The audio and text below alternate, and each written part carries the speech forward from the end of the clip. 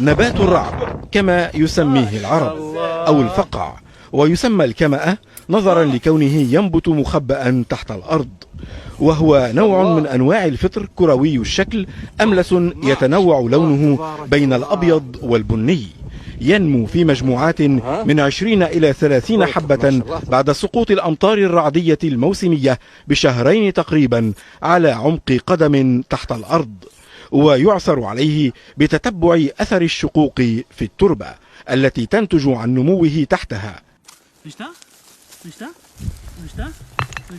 ويستعين البعض بالكلاب المدربة التي تختفيه مستدلة برائحته.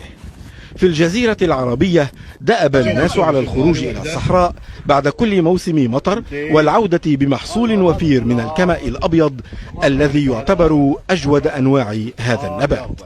أما أغلى أنواعه ثمنا فهو الأبيض